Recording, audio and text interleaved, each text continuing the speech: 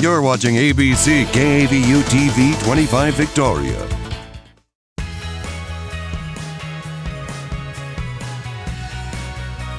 Hello, and thank you for joining us for Community Crossroads. I'm Carolina Astrain.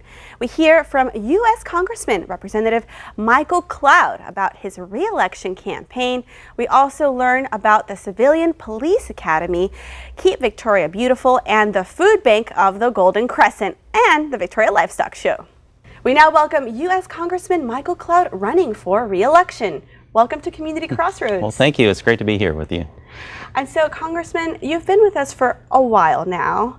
What has it been like working your re-election campaign with familiar faces and just building upon all the successes you've seen over the years? Well, it's certainly been an honor to serve for these last few years, and campaigns to me are actually fun. I'd rather be in Texas any day than Washington, D.C.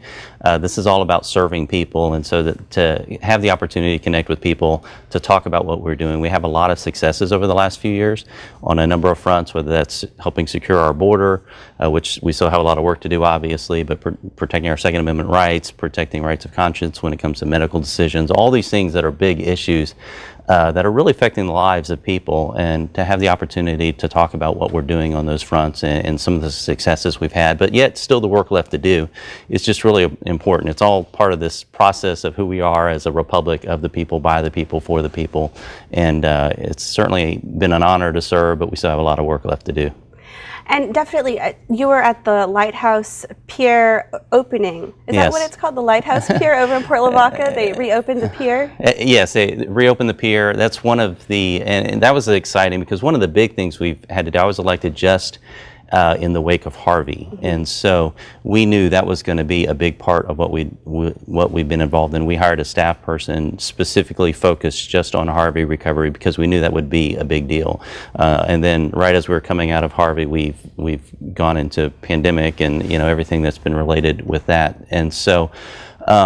A lot of times people campaign on the big issues, and you'll hear people talk about those big issues, but a lot of it is serving the needs of the people in the community from a day-to-day basis. And so that's sometimes getting big wins in our district. When it came to we had gotten to a point where we were energy dominant as a nation. Now we've had some retraction on those energy goals, and so that's sad, and we need to kind of put those policies back in place. But getting wins in our district that went along and helped us become energy secure as a nation was extremely important, but being a part of the recovery process and working with communities throughout the entire district and projects like that pier, seeing that come back to life and begin to kind of, that was the last project for that community that was left of Harvey, and so it's been neat to see that happen, and certainly an honor to be a part of that.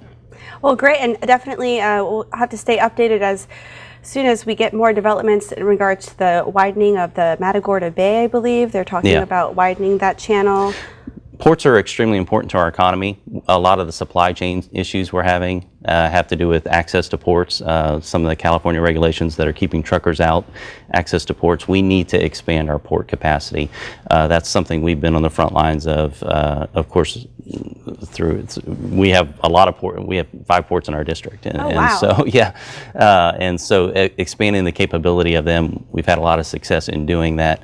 I was about 3 months into office and was invited to ride with President Trump on Air Force One to talk to him about what was going on in our district, and we were able to get some big wins on that. And as well as working on issues like the border. People forget that the border is also a port, and so trade is important, but it also is one more reason that it gets overlooked as to why it's so important to secure our border. And so one of the things we did right after being elected, first of all, other reps didn't know about what was going on at the border, so just educating people about what was going on at the border, then putting together a working group to come up with solutions, and then a lot of the work that President Trump was able to get done, we had presented in an Oval Office meeting with him, coming from the solutions out of this working group, say, hey, here's some ideas of what can be done that the administration could do. And it was neat to see many of those initiatives get put into practice and help secure it. Now, again, we have a lot of work to do to continue to reinstate a lot of those policies to secure our border and protect our communities here in South Texas. Well, great. Thank you so much for coming on Community Crossroads, sharing a little bit about your re-election platform, and we'll stay tuned. Well, thank you. Coming up, we learn about the City of Victoria's Civilian Police Academy.